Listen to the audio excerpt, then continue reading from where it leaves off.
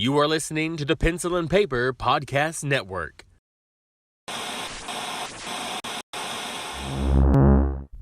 Welcome to the Palace of Mega Pencils. This is Super Mega Crash Brothers Turbo!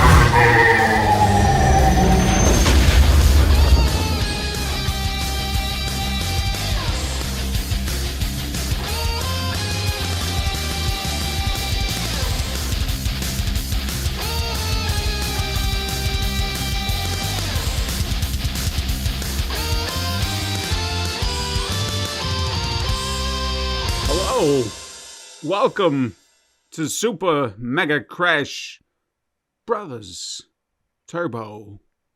I am your host, Stephen White, being portrayed by Christopher Walken, only to be also played by Stephen White.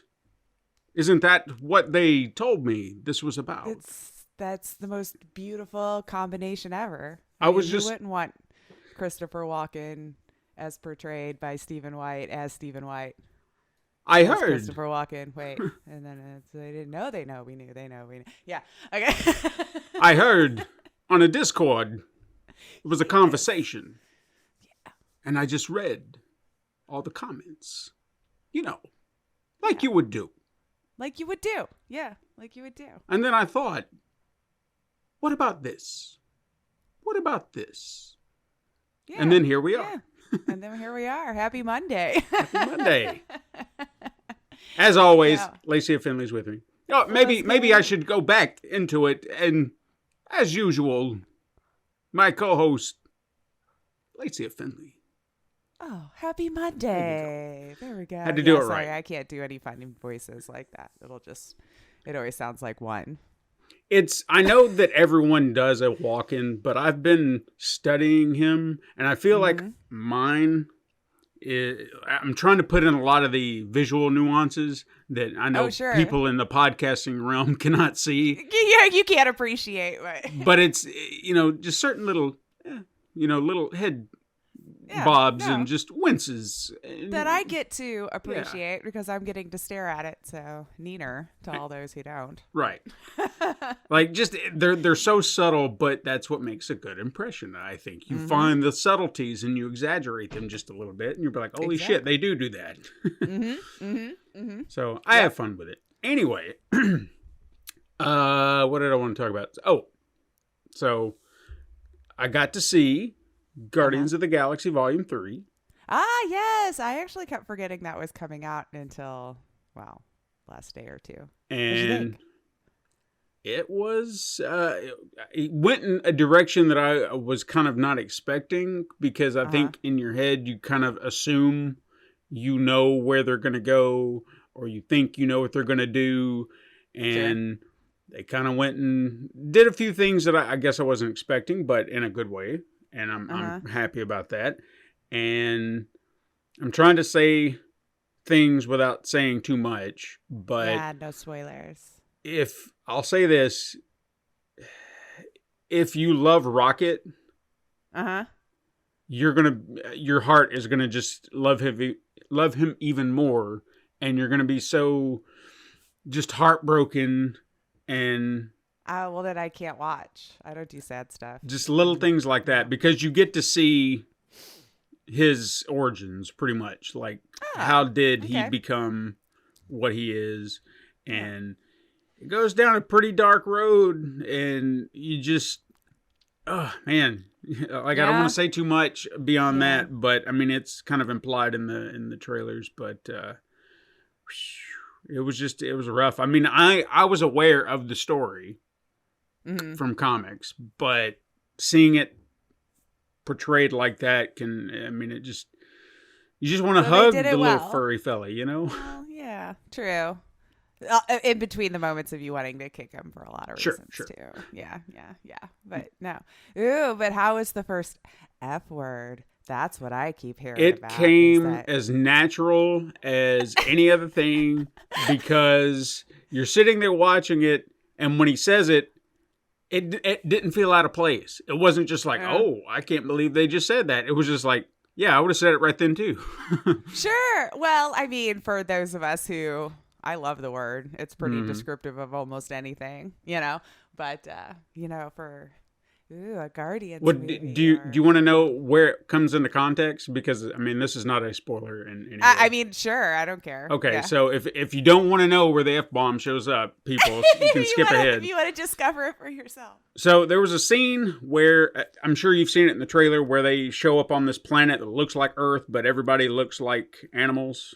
Mm-hmm. Okay, so in one scene, they were trying to borrow a car because they had to get across town. And Nebula was trying to open the door. And they obviously she's never seen a car. So she's trying to open it, and she's just pushing on it. He's like, push on it. Or Peter Quill, I guess I should clarify. He's in the driver's seat, and he's trying to tell her how to open the door. So he's like, push on the handle, pull it. Now push the thing, and she's just sitting there just getting mad about it. Was and she's it old school with the button? Yeah, with the button. You got to push in the button, pull it back out. Okay. And she's like, I'm doing it. And she's like, so what am I supposed to do? He's like, just push in the button. She's like, I'm pushing in the button. Now, what do I do? He's like, open the fucking door. And then... Yeah. So that's the next step. Yeah. So it was just, like I said. Funny they'd waste it there, though. But it's a great joke. Yeah. It's great. But because you're in the frustration with him. It's like, how are you not getting this? Push it, pull. Push it, pull. And although, when you describe it like that, it does sound kind of like an oxymoron. Push, but pull. Yeah. Like, what? What do you want me to do? Which I understand, yeah. So, yeah. I don't know. I thought, like I said, I felt like it just... Oh, sure. Yeah. Flowed right in. It didn't feel out of place to me. So I was like, all right, cool, yeah. I guess we're not supposed to use that language in those movies. Oh, my God. Well, once they get Deadpool in there, what do they expect? Well, at least he rates it R, right? Yeah, that's true. I guess that's the point. But, I thought you were allowed 2 F-bombs and still get PG-13. Yeah, so. That's what I've heard. I just figured they want to be so, white as the snow with their language or whatever. It's like, whatever, dude. Yeah, I'm not... For a situation like that, it did not feel forced. It felt, like I said, very natural to the scene. Yeah. Where someone is just, they're at their end of the rope.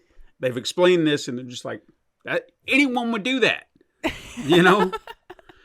Unless you're just a really goody-goody, Right. Like, open the bleeping door. But isn't that still a swear? It's the intention behind it, right? I guess. Is what makes it a swear. Mm-hmm. So anything could be a swear. Anyway, I don't... Yeah.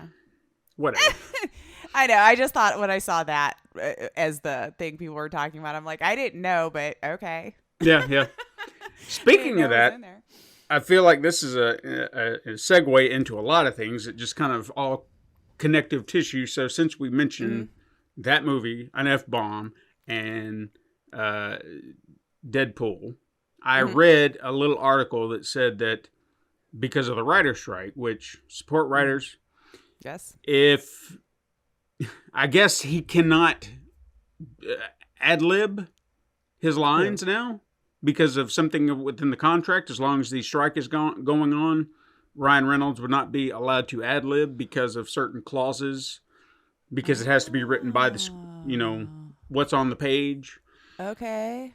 So interesting. Well, I figured that filming all that stuff would kind of be dark for a moment anyway. I kind of thought so too. Yeah, I thought everybody would just kind of put the brakes on it and hopefully get it all sorted. I feel like it would be too complicated to work around, but I guess it depends on how much is written. Are you allowed to use it while they're on strike? If it's not, I don't know. I think as long as it's been turned in before the strike, it can be used. Like nothing new can come out right now. So if the script was in dire need of a revision, so they could choose to film with that script or wait. It just depends on what the studio wants to do. $10, studio is just going to be like, well, go ahead. And as they normally do. And that's why we have shitty movies sometimes, because they just cannot wait. They have to go. Yeah. They have to make it. Yeah. I don't know why we're having to do this again and why it didn't just keep up. I know.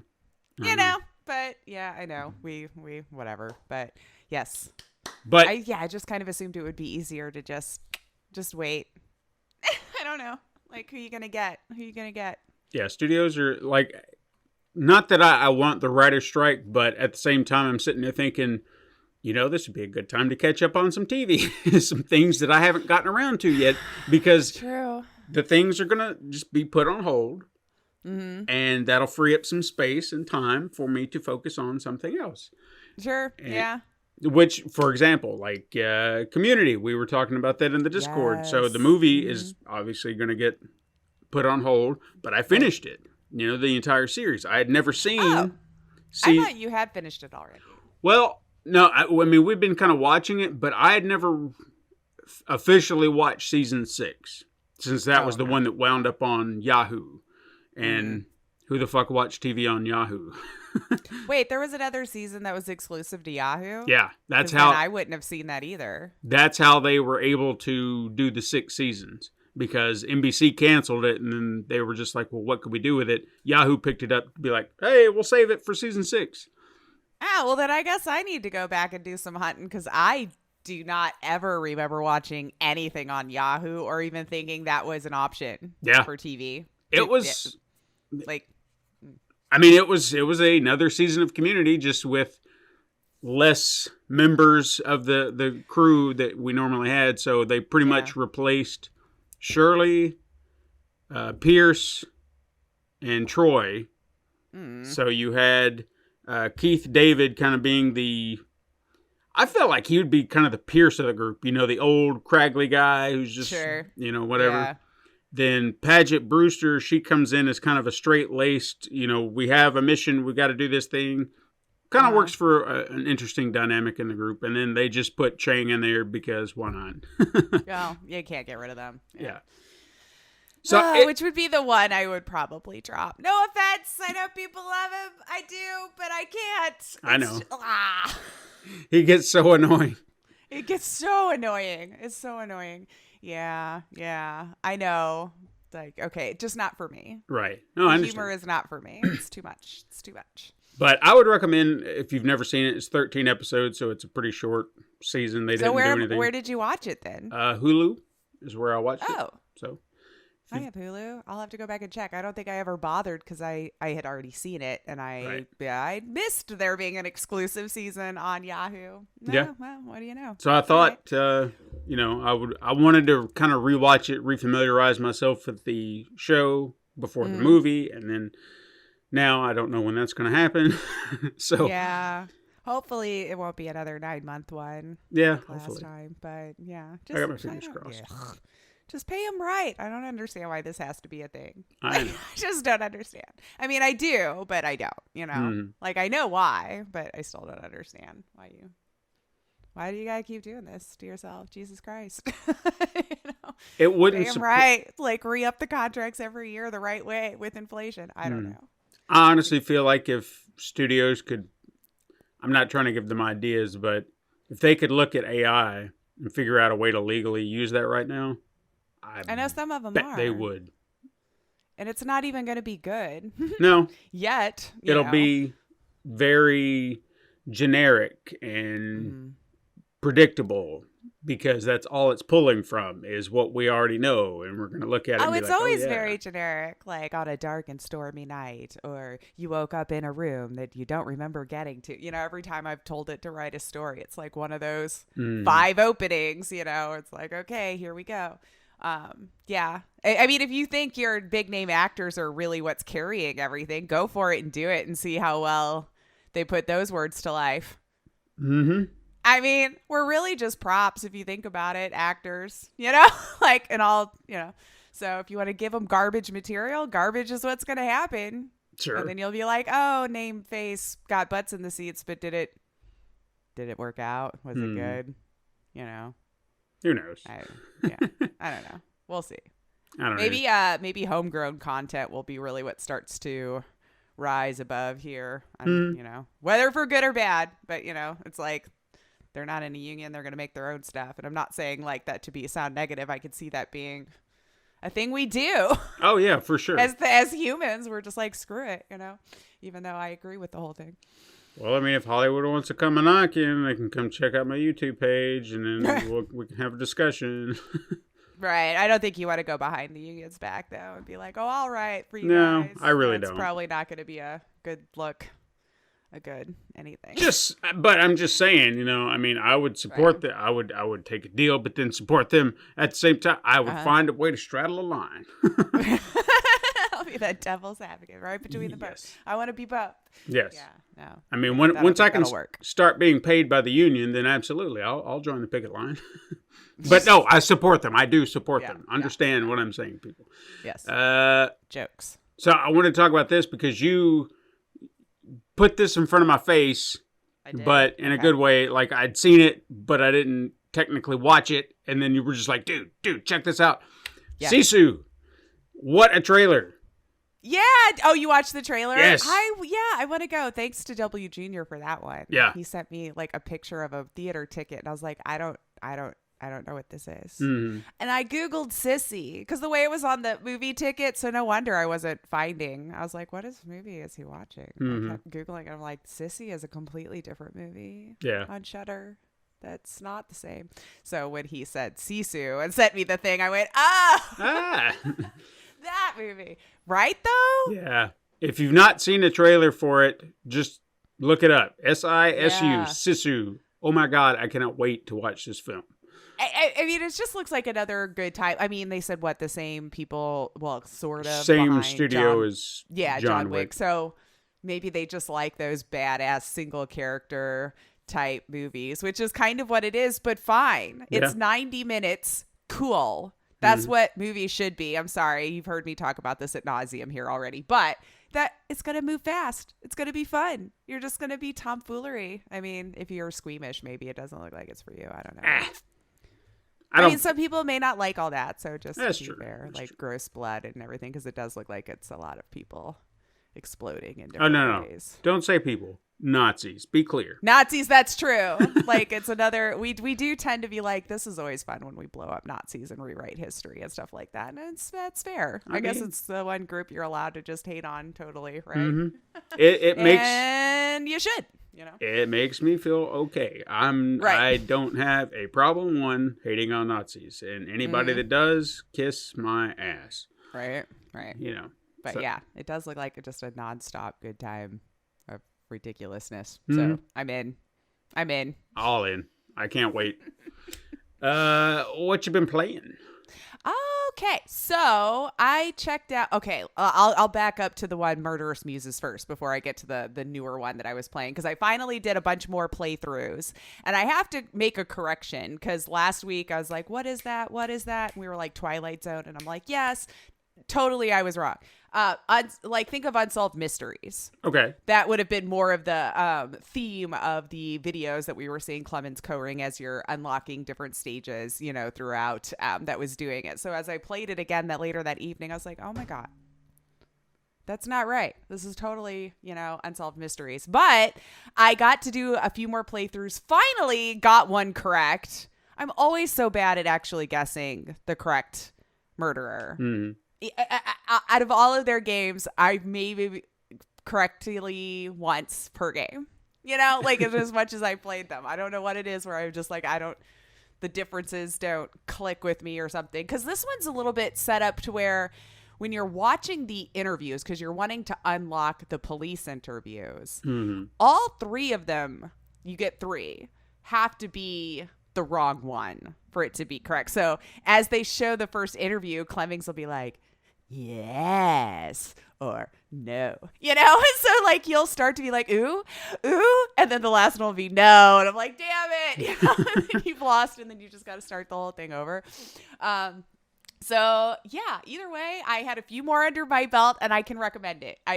They're just always fun whodunit FMVs that they get over there, and it's always a bizarre, weird storyline that's going on. There's usually always more than one. Mm-hmm. That's what I think I appreciate about the Deveki ones. If you're the type that likes to scene hunt, you're gonna find so much more weird and bizarro backstory to a lot of these people and what's going on than you would have if you were just like, let me just run through a quick playthrough of the basic stuff and get through it. You might understand, but I don't think you'll really get what the whole whole thing is. So, oh man, just another one well done. I wasn't sure if I was going to enjoy it as much at first, but because of the way it played. I think I have Dr. Decker too in my head. I have just too much of a love for how unique that played and everything for the time that I'm just like, such a high bar. But they've done great each time. I don't know. Love it. But I wanted to correct that because like the Twilight Zone was very much incorrect on the feel that you're going to be getting in there. I guess they're kind of similar, huh? Yeah. I mean, a little. I mean, Twilight Zone's a little. I can see where you can make that mistake. Yeah. Okay. Yeah. Okay. But I wanted to correct it just to be right. But I've been playing Organs Please now. Okay. It just came out, I don't know, maybe a week or two ago.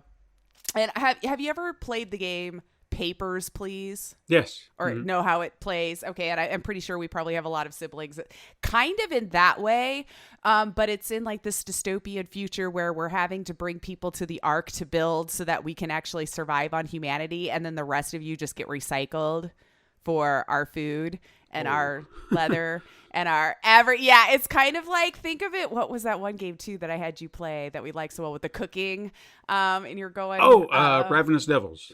Yes. So like kind of combine those two feelings because you're working for them, of course, and you're looking over all the things. It gradually gets harder. Like with Papers, Please, they would add a different complication to each thing that you had to make sure was correct before you passed them one way or the other.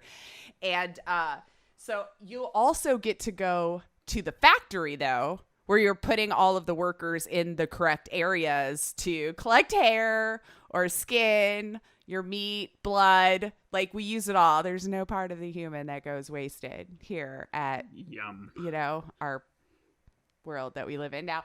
But the fun thing too is as you're going, you get a lot of special characters that are kind of cute. Like I've had Will Smith's Man in Black, the guy, he come through. Johnny from The Shining. They even have like a door show up where he's like, and comes through. I'm like, this is kind of cute. Morty. For Rick and Morty, Hannibal Lecter. They even had a Fallout dweller. I'm like, this is kind of cute. Yeah. And it's just the different characters that came through. Now they're special. So when I was trying to do the extra things that you were supposed to do, whatever, for that thing, it wouldn't work. So I was like, the first one, I have to burn him, right? Then if it's not letting me do any of the stuff. Ooh, did the system get mad at me for burning a high rank person? Oh my God. Because the whole point is you have to bring in people that have scored high enough that we want to keep you. Like, are you smart enough? Can you help us actually survive humanity and keep us alive? Cool. If you scored too low, you're either food or fuel. It's one of the two. So I'll burn you in the incinerator for fuel, or I'll let you get all chopped up for us to have for like food later, or medicine, or leather, or whatever we're using it for. And I find the whole thing ridiculous and hilarious, and I'm here for it. And I haven't gotten through a whole 31 days yet because my God, it's actually a little bit hard because you got to keep earning money to upgrade the things. And I was not focusing on that at all, really.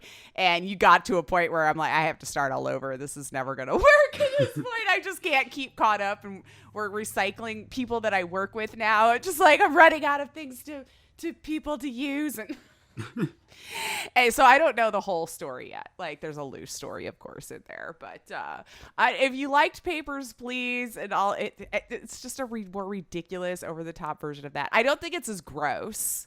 Like, even with Ravenous Devils, where you could hear the chopping and all that, where it was just like that. So this one isn't as bad, but you're not forced to be in that room the whole time.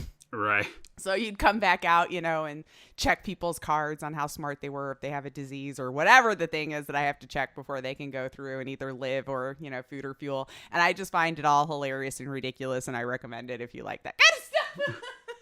Because it's so fun. And that, I think, was it that I played this week. Because I know I kind of ran through my Humble Bundle. It's been so long. And it was another case of, oh, I just bought that game. Awesome. How it always happens to me. I don't know why I even bother to buy games. I was just going to throw on my Humble Bundle the next time. But what have you been playing? I think that was it. Yeah. I'm going to talk about that later. Ooh. So if you just want to hop into the news. We got some news. We got some stuff that I felt like chatting with you about. Oh, my God. So, of course, like, Xbox, man. Mm-hmm. Woof. What's going on here? Yo, like, this is seeming to just be kind of a rough month at least. Yeah. At least. I know it might be a rough year. I don't know. However you want to look at it. But it's just, I've never been one to care about which console you're on. Like, be a gamer, come in, play on what you like. You know, the console wars thing never really made a whole lot of sense to me. So, I mean, I could feel bad for these people that built up their entire library and ecosystem around Xbox for this to feel pretty light, where the Xboxers are finally going, hey, are we getting games? What's happening here? And I know we chatted about this just a few weeks ago, but I was starting to see fans just getting even more impatient and wondering about the future of the console. No first-party games. Game Pass is a great value, to be sure, but is it as much on the console? I don't know. I don't know. You know, and it could be, if you don't want to buy the AAA games or whatever, I could see that still being the same case. But Phil Spencer took to an interview this week on Kinda Funny. And I saw IGN and all of that, you know, reporting on it or whatever. And he was stating where the things are currently, answered questions about Redfall and all this kind of stuff. And you know what? I listened to the whole thing. And I have to appreciate a lot of the moments of honesty and responsibility. Now, whether sincere or not, it was still nice to hear a CEO go, yeah, my fault. I'm the one running this company. So it ultimately comes down to me to get this done. And he was talking about how they had like mock setups that somehow didn't work out internally, because they do send the games around to get like mock scores that would come out, or how they think it's going to hit beforehand. But what broke down? I wonder if it's just a case of, I don't want to give my employer bad scores. Is it how do you flub your score so high in your mock setup and then to turn around and it be this bad for Redfall, unfortunately? Yeah. I don't know. Maybe I don't know how it works exactly. Yeah, I'm not 100% sure on this either. It's bizarre, you know. It does something about it's maybe for us not being an insider or understanding the business maybe the way they do, because a lot of the times some of their comments do not make sense like this. And I feel like there's a factor that maybe we don't understand, because from the outside looking in, it's like, I don't see the problem, or maybe there's an element missing, and that's the disconnect, because we're not. Yeah, there's definitely a kernel I'm missing, or they're leaving out intentionally. I don't know. Yeah. But you know, I recommend listening to the interview, because I feel like it gave me a different perspective on it than the articles I was reading, because the articles kind of made him sound more blasé. I didn't care about XYZ. Listening to him actually say the words landed so much differently for me than reading it in an article. I came away from reading articles thinking like, well, my God, if you're just going to be like, well, I don't care, we're never going to out console Sony, we're never going to, you know, it sounds kind of, well, I don't give a crap, kind of blasé. Yeah. But no, when you're listening to him, it's like you get that different tone that I think all of us should hear. I don't know, personally, before you make that decision. I don't know. I feel like some of the articles might have written it in a way, or maybe I just misunderstood it. But regardless, I don't think it sounded as blasé as it came across to me initially. Right. So, I mean, he did mention that they're continuing to work on Redfall. What he admits one of their biggest things was, we promised 60 frames per second, and then reneged on that come time for the console anyway. Like it dropped with 30, and it could handle it, yeah? I thought it could. I mean, I thought that was the whole purpose of these new fangled consoles with their 4K and processing powers and what have you. So I definitely don't understand that decision. Again, if there's a dev listing or something that's like, Lacia, the reason why is XYZ, quit sounding stupid, please, I want to know, because I'm looking this up and my brain is not understanding why you would take something like that back on a console that should be powerful enough. Yeah. I don't know. Anywho. So they're going to continue to work on the game. He kind of likened it to like how Sea of Thieves and all these other games that continued to be worked on had a huge fan base, kind of hoping that that'll here. I mean, did you have a fan base? I don't know. Like, I guess maybe I'm not as integrated into all of that. It wasn't one that I was super excited for. It looked interesting. It looked unique. So maybe that's why I kind of missed, does it have this huge fan base of people that were clamoring and waiting for it to come out? Maybe I just was ignorant to it. I don't know. No, I mean, I would kind of, I'm with you on that because I'm also not uninitiated, or I'm uninitiated. And as all this news was coming out and people kept focusing on this Redfall thing, I was like, is that a game that I should remember or what? Well, I at least remembered about Redfall. I just wasn't following it close enough to know when it was going to drop. I knew that it got delayed once. Now we're wondering why it didn't get delayed again. And you know what? I have to respect the fact they were asking him these questions and he was answering them. And it was kind of like Crankyville, like how any of us would be when you did something and then it didn't turn out as well as you wanted to, and then you're going to be a little cranky about that for a while. And I think all of us humans could understand that for something you might have been working on, and then your baby gets shit on for a minute, and then you're going to be cranky for a bit until you turn it around, right? But he did take full responsibility. He's showing the disappointment in the reception of Redfall. The amount of games that have been coming to Xbox completely acknowledged that that's not been happening in the way that it should have. And that let just this generation of Xboxers down. Said it was the worst generation to lose because they already had their libraries built around this ecosystem. And then to just be like, well, should I continue on? Because the stuff is getting so much better and good for them to move on to other places. It's kind of like, well, yeah, we've dropped the ball on this. And so I don't know. I just, again, that bogs my mind with the 30 frames per second because I still just feel like that console should have been able to handle it. So I don't understand what the choice was there. But and even admitting that he's way overpaid for what he does, but I guess not enough to take a pay cut. But he admitted it. He admitted it. Feel bad. He just knows it, is what I'm saying. But as the CEO, to hear someone say something like that, I don't know. It was really interesting to actually get to listen to the interview coming straight from his mouth and how much responsibility he was willing to take. How that, he's a huge fan of Arcane. We'll figure out what happened here. But it is kind of weird that he was going off on that whole we're not here to out console Sony or that what do you say, Starfield's going to be, there's no world in which Starfield's an 11 out of 10 and people start selling their PlayStations. And I was like, I don't know that yeah, what is that what we needed? Can't they coexist? Because honestly, one failing is kind of bad for all of us. Agreed. So if you're sitting over here going to the Xboxers, because you're a Sony fanboy or whatever, that's not good for any gamer. No. When things like this fail, you want these things to be good and competition to be ripe and, to go against each other like this. So it's not good for anyone when something like this fails as hard as it did. Now, I'm not saying the console did, but with the offerings they've been putting up, and then with this happening with Redfall, it's just maybe they're just being a little bummed. Yeah, Things didn't hit the way that it was supposed to. But look how nonchalant they've been about their whole business practice. I mean, the Game Pass alone, we've talked about ad nauseum here because it does not make sense. Again, one of those things maybe we just don't understand from the other side of how they get paid or whatever. Yeah. When these go up. It doesn't, the business practice doesn't add up in my head.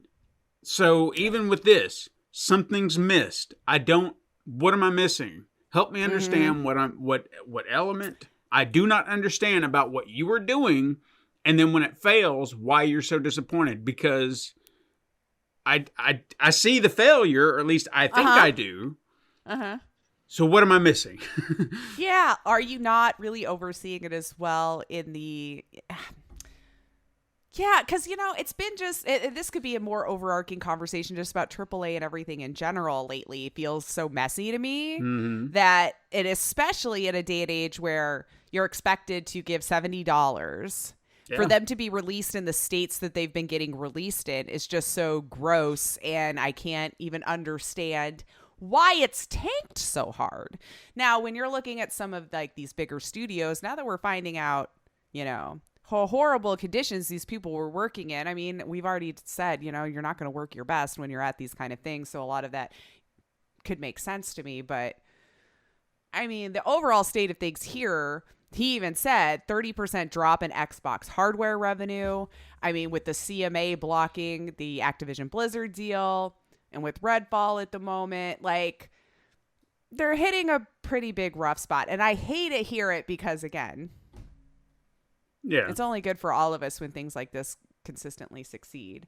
And him with the first party games, while I think it's admirable and I actually agree with him on his point that games should be accessible and everyone should get to play with everyone regardless of where they want to play.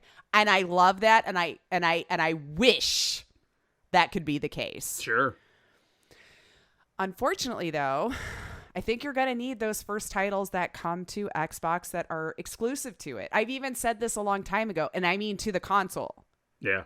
Like, even me as somebody who plays on PC to have access to it kind of makes it a little bit, it's not exclusive. It may be Microsoft to that ecosystem, but I've still always been able to just get the ones I wanted if I wanted to on PC. So I've still never felt the need to buy the Xbox as a PC player. Right. I think I think they have to. Mm-hmm. I mean, Halo didn't do it. No, absolutely not. And it was kind of supposed to, right? Like, it was one of the big things to come out as the Series X was releasing, and then that kept getting pushed back. It's just really, I don't know. The state of gaming right now is very weird to me. Yeah, no, I agree. And yeah, they're going to have to find something that works for them, something that can be their brand outside of Halo. I understand it has kind of been their bread and butter, but right. Well, has it really been that lucrative? Perhaps. I don't know. Maybe in the past. But even now, I mean, all right, so even take his comments about games being for everybody, okay? Right. Online games, everybody playing the same games, whatever, that's a great idea. Mm-hmm. But why not focus on a few first-party single-player titles to entice those people? You don't have to worry about multiplayer. Make it a solo single-player. That way you're saying, this is a game exclusive here. Mm-hmm. Just like all these other platforms do the same, but you can still keep the online play open for other titles. Don't worry about that. Find something that you can entice people for that's not Halo. Well, it works for Sony. Yeah, it does. I mean, look at all their first part and their single player experiences. Mm-hmm. They have the other ones also, but that's what people are buying the Sony for. The PlayStation 4 is playing God of War, is for playing Last of Us. Now, granted, I know now they're starting to come out on PC, but that was never an option before. Sure. You wanted to play it, you bought Sony, and that was that. Now, when I'm hearing a lot of Xboxers going like now kind of pushing their face against the window pane in the rain, I feel bad. Mm-hmm. And why not have both? Again, this whole like they're going to sell their PlayStations. And maybe that we could pass it off as he was still cranky and sometimes you overspeak and stuff when you're still kind of in a bad mood, things you don't mean. But, have them all. Mm-hmm. Nintendo, again, like I'm not knocking Nintendo, but do you think they're buying that to play Bloodborne on and everything? No, their first party games are fun. Yeah. You can't play Zelda elsewhere. You can't play these other ones elsewhere. So they sell. I hate it, but I think you have to do it. Sure, yeah. I mean, the day a Mario title winds up on PC, that's when hell freezes over because Nintendo shit's gone bad. is not going to do that unless, like you said, shit gets bad. And even what Sony's doing, I feel like is a natural progression. They're just like, well, they're staggering titles. So it's not like you can get every single title available on PC right now. They're just like, well, when it's not viable over here anymore, then we'll throw everybody else a bone. Sure. Why not? That's fine. Yeah. And I think that's a fair thing to do. Yeah. If sales are declining in one medium and it would pick it up in another one, do it. Just make it work for Christ's sake. Right. Since apparently AAA doesn't know how to make PC games anymore, which is anyway, that's another, maybe not a whole different conversation, but kind of the same conversation. So I guess we'll just kind of keep an eye on it. I know they got like another showcase that'll be coming up over the summer that's with Game Fest and everything. So hopefully we're not just hearing out of him, just wait till what you see is coming. Just wait till what you see is coming, because I think people are tired of waiting. Like, when's that day going to show up? And again, I agree with him. Starfield's probably going to be fine, but it's not going to be a console buyer. And I love Bethesda and all their buggy glory. Like, I get that their games usually release in a horrible state, but it's not like they're not playable. I think the bugs are hilarious. Immersion breaking? Sure. Should it happen? No. But like... I don't know. I can turn my brain off on some things, even though I probably shouldn't stand for it. Maybe I'm part of the problem where I'm like, nah. I can still get through it. I'm okay. I guess just keep on that train here, since we were already talking a little bit about Sony.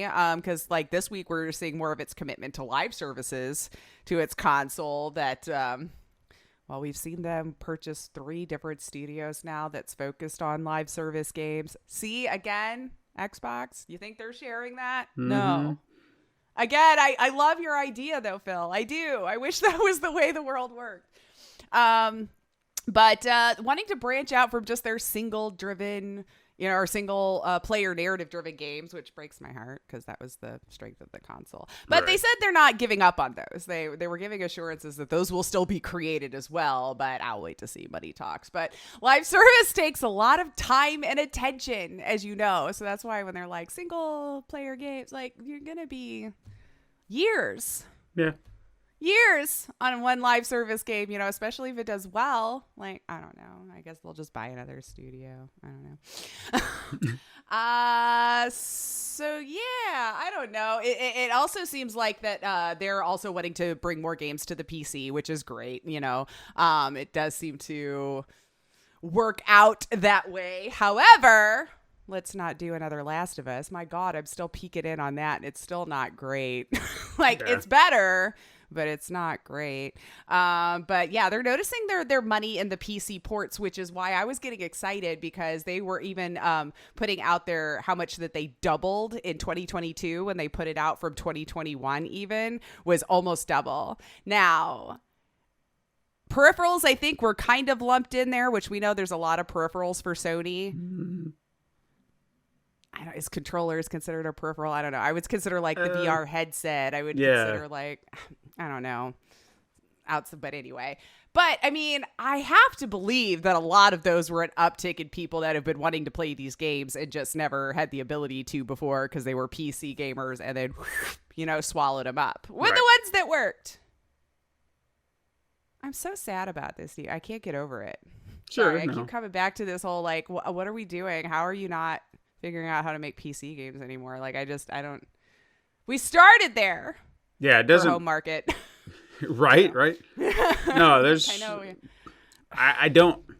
Again, I'm not on that side of it, so maybe there's an element I don't understand.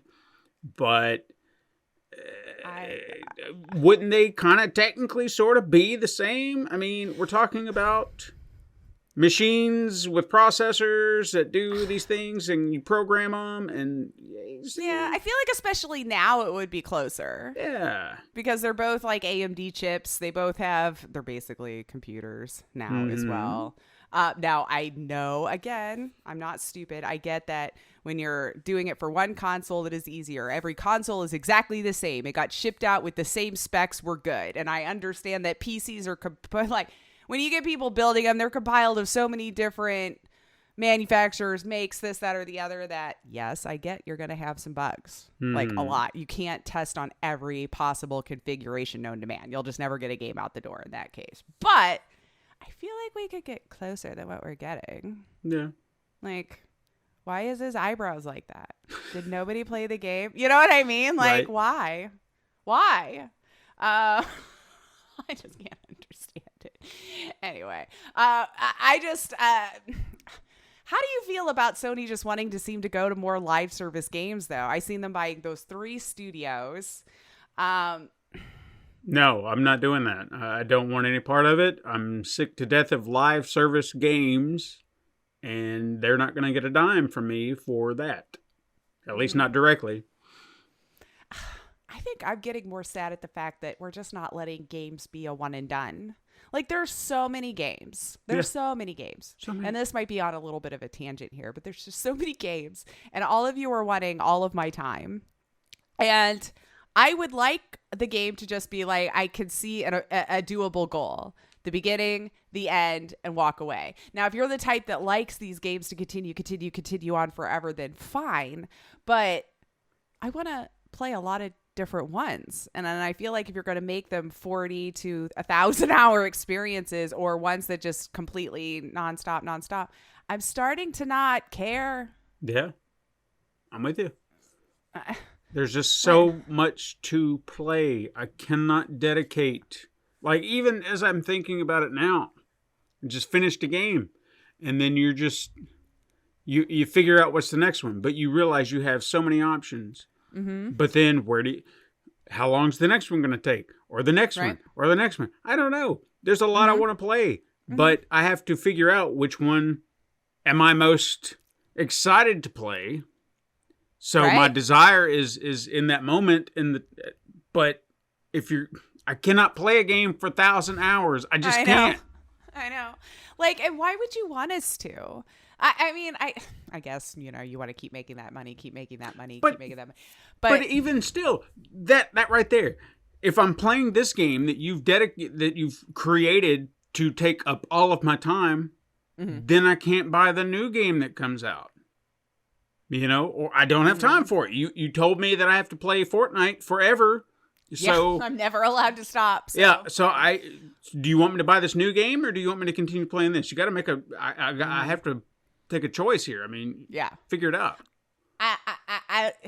Well, we've talked about this a lot. That's why I like the smaller ones. Like, I could see a goal. I could tell that's achievable for me. And then, yay. Because I always felt good when you actually completed a game. And not when it was taking so long that I played something else. And I'm like, well, I'll come back to it. Do you, though? How often do you usually go back to it, So, I don't know. Devs, let's normalize, 20-hour experiences and then moving on. And think about that, I can play those games and move. Yeah. And think about that, too. There used to be a time where we did come back to them because there weren't a whole lot of extra games, and we would replay them. It was just like, what do I want to play today? You go through your library. Ooh, I want to play that one. Or you go down to the local video store and rent one and be like, oh, man, I haven't played that one in a while. I'm going to play that one. So we did have, all these games had replayability because we had the opportunity to replay them. It wasn't feeling like, oh, man, I want to play that one. Oh, man, I want to play that one. Oh, God, I don't have any time to play anything because everything is 100 fucking hours and I have a job. Right? As a kid, I could see that being amazing. Yeah. And again, I know we've talked about that, but again, I just want attainable goals. I still want a game and I still want to be that way. And hopefully I always do. I don't care. I hope I'm an 80-year-old, still complaining about the state of games. I don't know. But genuinely think about it.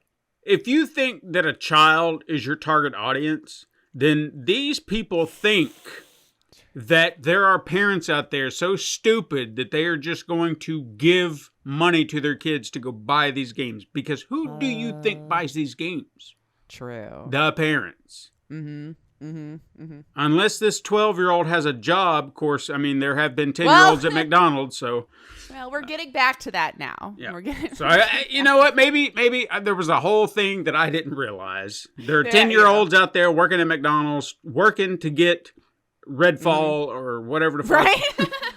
Just to be sad at the end of the day. It's like, I got this job for that game alone. Damn it, and I got 30 frames per second. What's going on? Unless you had a PC. Apparently you still got 60. But I don't know. Anyway, our little tangent. Normalize 20-hour experiences or less, and then I will feel really great about gaming because I'll actually have completed more games. And I won't just keep going back to Oxygen Not Included because I'm not overwhelmed. You know what I mean? Where I'm just like, I don't want to start any of that. I'm just going to go to this because doesn't matter if I finish it or not. Okay, I want to talk about the MK2 movie because I was reading some stuff. Obviously we were having a little discussion in our Discord about it. Come join it if you're not part of it because we do have some fun discussions over there. Shameless plug. But so at the time of hearing this, we were talking about the casting of none other than Carl Urban, who's in talks to be, well, rumored. I don't even know how true any of this is or at this point, but, Johnny Cage. Sure. The talk is him being Johnny Cage, So if you don't actually know who Carl Urban is, look him up. I'm sure you'll be like, oh, man, I've seen that guy because he's been around for quite a long time. Wasn't he in like Lord of the Rings even? But he was blonde or something. So it's like looked He really was. Yeah. looks way different. Yeah. Mm-hmm. So, and then currently on The Boys, is one of the lead characters. Anyway, been around a long time. Sure. So they laid it out pretty well at the end. We were going to have a new movie. Here we go, and the reason people were getting upset about Carl Urban's casting was actually different than I thought. Yes, age was one of them. People were like, his age and, but the biggest thing that people were talking about was the fact that he's not American and doesn't do martial arts, which maybe on the martial arts. Yeah. Maybe. Yeah. Maybe. Because that is kind of what they do. But fighting is kind of their thing. But isn't that what movies are for? Just to To make them look like make they can do them things that look- they can't do. Yeah. Like I mean, Keanu Reeves really can't do gun fu. Yeah, exactly. Cities, he's not that good. I don't see if this is 100% accurate that he has been cast. Again, Right. I don't know if that's 100% official at this point because I think the news that I read last It's was still in talks. final talks. That's what Yeah. they said. So whatever that means. Mm-hmm. And that's what films is all about. Yeah. You can Yeah. make these things happen. You can make them look good. He can train to do martial arts, or at least believable martial arts on screen. And I think That's- we can still use stunt doubles. Like This is that's a what thing, movies are about. Fantasy. Right. You know. Let him do it. Let him do it. So yeah, well, we've had this discussion in the Discord too, but like, I mean, I would counter it with, again, when we're talking about fictional characters, I don't get hung up on too Right. much stuff because it's not like we're rewriting actual history books or anything here. Now, being in the universe, again, knowing martial arts, being a badass fighter, being ripped, all of that would make sense to me. Yeah. I mean, that's how this world is and what these people are doing. But the stuff I was reading about him not being able to be like smarmy and stuff, really? No, I think he could. I I think think he could. he could nail it pretty well. Or like, especially with the character that he plays in The Boys, like how is that not smarmy and kind of narcissistic Oh yeah, 100%. already? He's You already, know? already kind of got the jackass persona down. You know? Oh, like nailed for sure. So again, if people are talking about his age, Yeah. maybe, Now. again, I think maybe they're bringing Cassie in. Yeah. Maybe now. it's time we bring in. That's where I was at. But again, I didn't think about that in the moment when I was considering what this could be. So are we saying that he is an established, like seasoned martial Right. arts actor who like could be washed up? Maybe he's hit a rut. Sure. I mean, there's nothing in the story that says he cannot be that. Like we just immediately thought, oh, he's just going to be younger version. And then he'll kind of work into with everybody, and then they'll all grow old together, yada yada, like the games. Yeah. Honestly, who gives a shit? Because we get the older, more seasoned. That's what we Right. have in the newer games now. So why not? that? Right? I mean, Cassie is around now in the newer games and in her 20s, I would say at least, which would mean they're probably in at least their 40s or Yeah. 50s at this point. I mean, could be younger, but let's just 20-year difference at Right. least, Then I would also point out, how old was Casper Van Dien? He wasn't super young, right? Like, I'm trying to poke holes in the people who are being ageist is all. Yeah, no, he's up there I too. mean, I know he wasn't 50. Now, but why was he did you in bring his him up? 30s? Did I- Because he was in the other Oh, movies, yeah, yeah, right? he was in and the- so if we were getting mad about age, that's or right. whatever, He was, what was it, the Legacy yeah, thing? Yeah, or yeah, like yeah. in some of them, yeah. Gotcha. So I don't know. Well- I'm just like poking holes in what people get mad about when it's I not a I don't think that it's bad casting. As I think I mentioned in Discord, I thought someone like Joe McHale seems like he would fit that bill better because of the personality, his personality, the build, and if they're even going being older, blonde, if you wanted to go with what he looks like in the games, you know. But I felt like he checked all those boxes, and even with the age thing, if gonna go older, he's there. So, but he could still kind of be. Joel McHale's probably in that age group, right? I think he's in his 50s. I was gonna say 51. Yeah. Okay. So yeah. So just a year on Carl. But do I feel like that's? I mean, he did portray Johnny Cage in those animated films. He did. So, and I almost forgot about that till you mentioned it. Yeah. So it's not like that hasn't happened. So I'm okay with him not getting it. I was just in the back of my head. I always thought, oh man, he would be good because of the personality and the attitude. Right. But it's fine. Am I going to be upset if he gets the role? Absolutely not. Carl Urban is a solid actor. He'll nail it. Yeah. I'm okay with it. Mm-hmm. So And whatever they want to do, I don't give a whatever shit. you want. Yeah. So we'll see. So I wanted to kind of have a little discussion about that just because, I don't know, I have a harder time really dying on the hill of any fictional thing when they change it around, you know. So, but I'm going to hang on to that. I'm going to say it's going to be because we're casting Cassie. I think we're going to finally bring those people maybe into the universe, and that's going to be why. And then it all makes sense. Do you think we're going to see that one dude again? The one who nobody can remember because he's not a character in the games that we just wrote into the original or to this movie to just for whatever fucking stupid reason. I know we had Josh Lawson, but his character was for realsies. Or was in the game. I'll have to look it up because I can never remember people's names regardless of how much I'm in love with them. I'll never remember names. What was his name? Like Cole. He was supposed to be like the descendant of Scorpion. The lead. Yeah. The lead. Cole Young. Cole Louis Young. Tan. Because we needed this character. Right. I know. 40 plus characters in this fucking universe, and we had to create a new one. to make a new one. And then we're getting mad. Well, this is just us about the age thing. They're clearly the ones like talking about putting him in there. Okay, he was born in 87, so he's but he's not that young then either. You guys, come on. If we're talking 50 is supposedly old. And if we're saying that, I'm like right there. I'm inching closer to it every year. We all are. I don't know. Yeah. Anyway, so I think it'll be fine. I think maybe that's the reason why. I'm going to hang on to they're bringing Cassie in, so we have to age them up a little bit. That's going to be where I stand until proven otherwise. Okay, this one I just wanted to bring up because I thought it was kind of funny because I wouldn't have imagined this in a while. So the Video Game Hall of Fame announced some inductees for 2023. The field had games like Angry Birds, Call of Duty, FIFA, Quake, GoldenEye, you know, and Barbie Fashion Designer, you know, all those games that we've all just grown to love and play.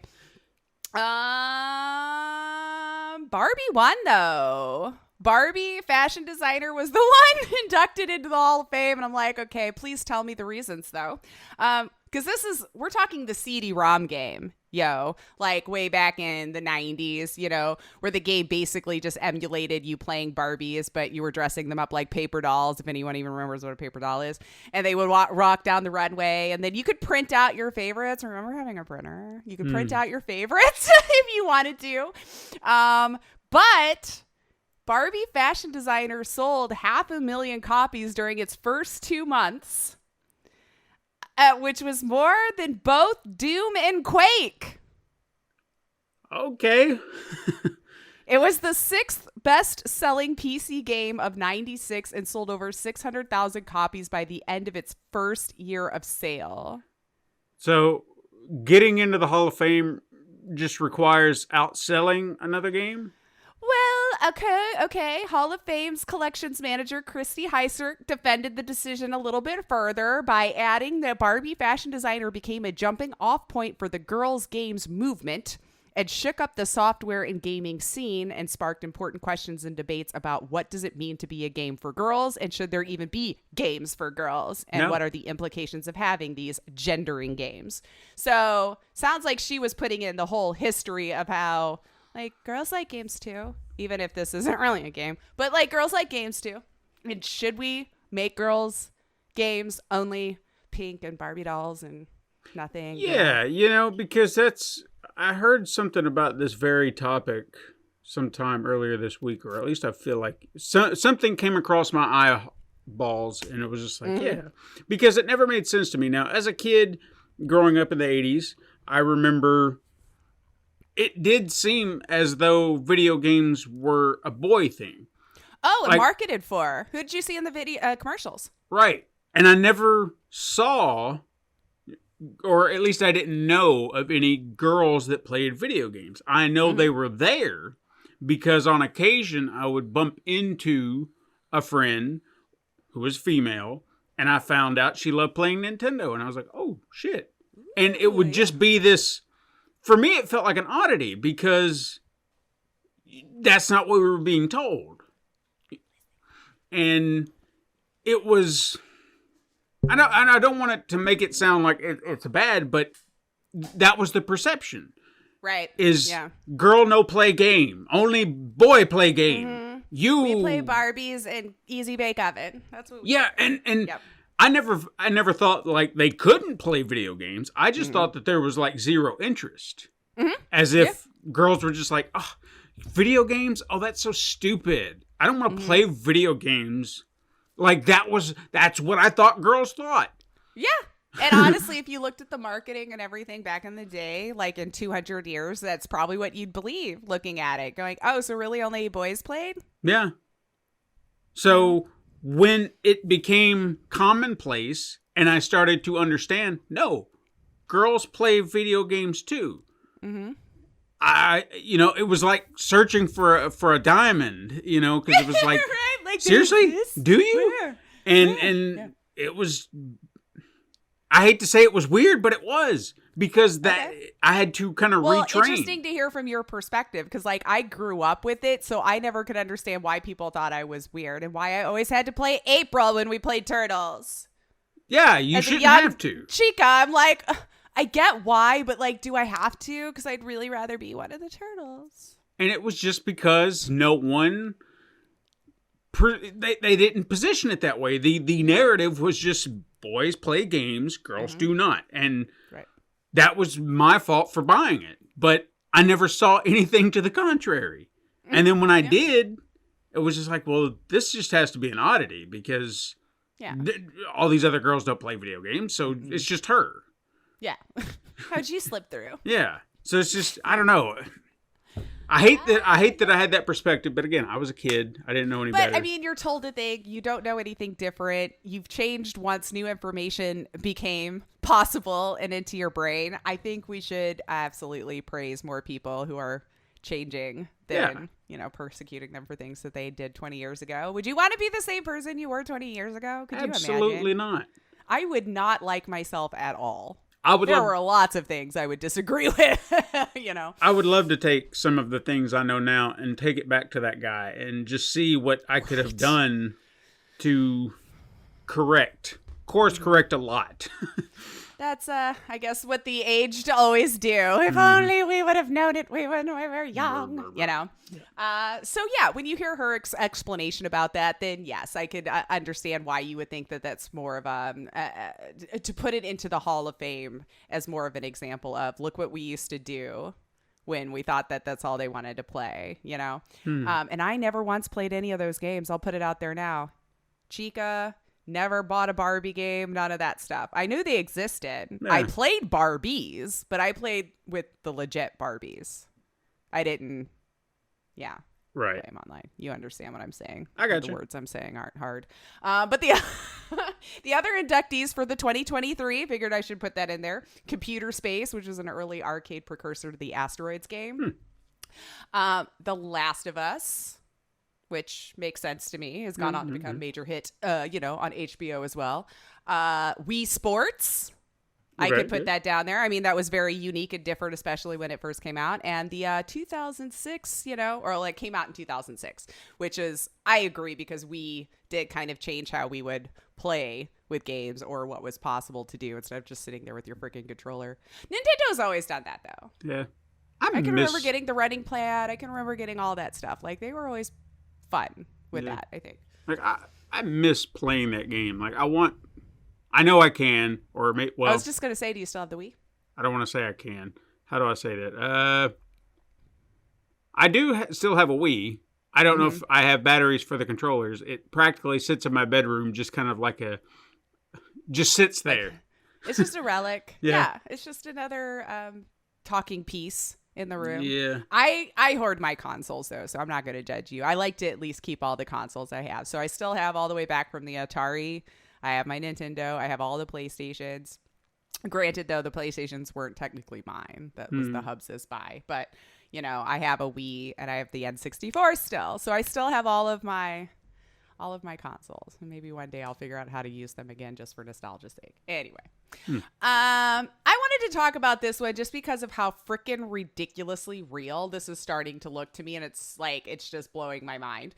So NVIDIA dropped a video showing off another AI project. It's where we are now, of course. Everything's AI. Sure. Fuck off, humans. But admittedly, the most realistic sim of this kind I've ever seen. Honestly, it's a barbershop simulator, and I know before you make fun of me, you have to go watch it because the simulation of the tens of thousands of hairs using the neural physics on there was what blew my mind. Because I've been saying, once we get the mouth down perfect and the hair, what's left? Yeah. Like, the hair physics are getting so good. And apparently this NVIDIA uses the AI processing power of your own GPU to predict how something will move and interact with the other objects in the real world.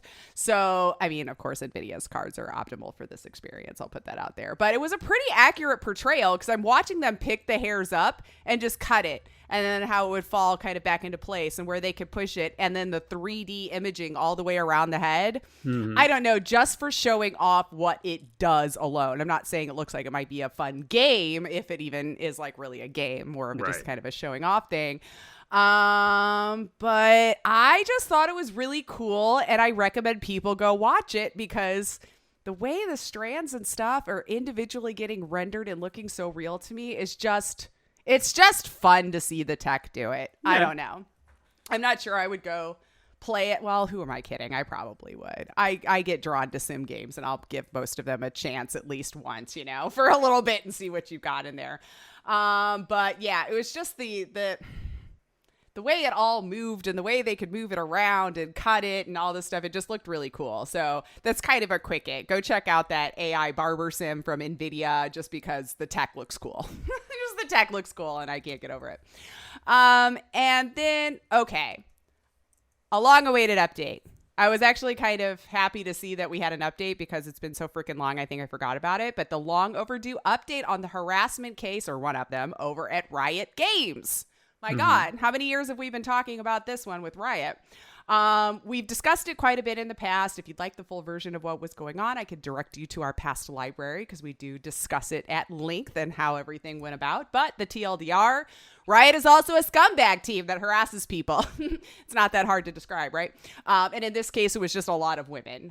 So the settlement is that Riot will pay, it looks like 1,500 women out of a $100 million settlement due to the gender discrimination. So to be exact, it was 1,548 women because 7, for whatever reason, decided they didn't want to be a part of the suit or whatever. So 7 women backed out for whatever the reasons were. So this is what's finally ending that years-long lawsuit that was going on with those affected at Riot receiving their compensation finally. Bro culture, is what was coming out of there again, prevented women from being promoted, some being harassed in the office, and just no leadership roles were held by women at all. So they actually broke it down here that they actually have made a lot of really good strides over the years since this has come out, or whatever you want to say. But leadership at Riot now actually has 21.5% women, which is up from 0 in 2018. Okay. 0 is what they had. All right. Wow. And then now, most recently, they showed it was at 25%. So huge strides, honestly, have been made. You give them a voice, things can change when you're like, hey, listen to my perspective for just a second and see how this isn't fun for people.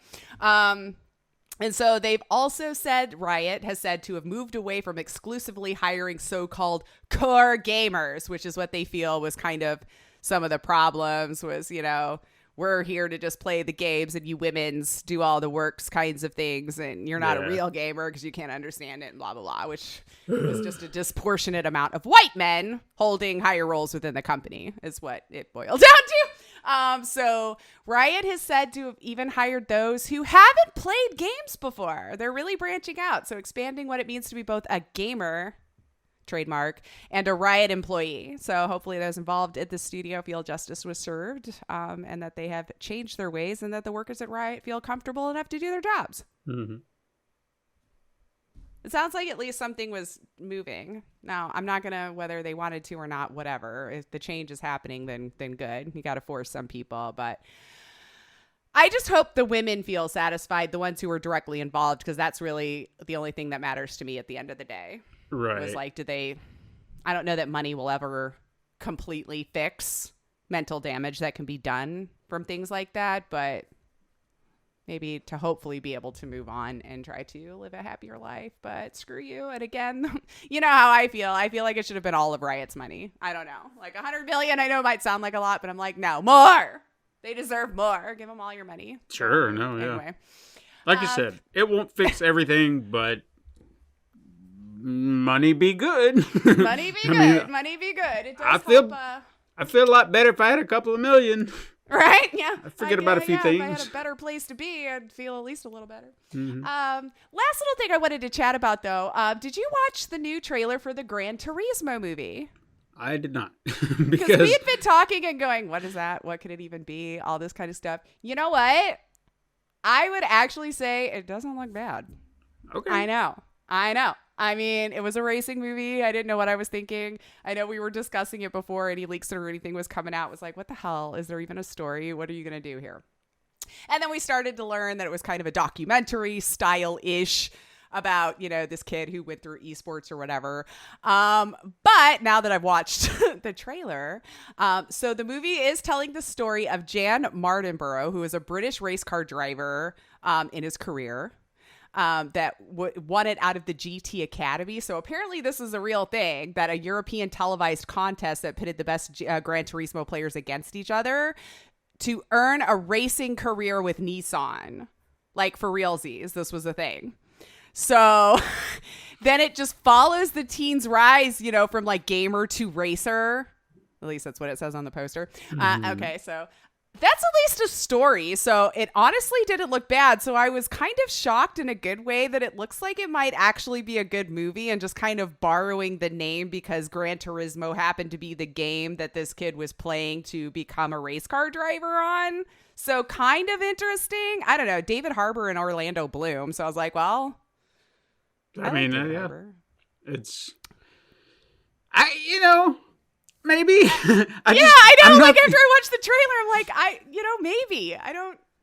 All right, look. So I don't want to shit on it. Okay. Yeah. Because it's not out. We don't know anything about it. Just from the outset, I'm not the audience for it because I've never played a Gran Turismo game, right, and never had any interest in it. Now, if you can tell me that the movie is good and that your knowledge of such a thing is unnecessary, then again, the actors involved and everything might entice me to give it a watch. I don't think it has anything to do with the game. Really, other than they played it. Because as I was watching the trailer, the whole thing too, David Harbour, I guess, is the guy who's supposed to be training the winners to become legit race car drivers. And I think it would be interesting to see, because for one, why would you even have a contest that, gamers would be able to move into race car drivers? Now, Supposedly in the film, he's like, he did really well because of the fact he played the game so much. He actually knew the tracks because those were built accurately to the race car tracks that are around the world.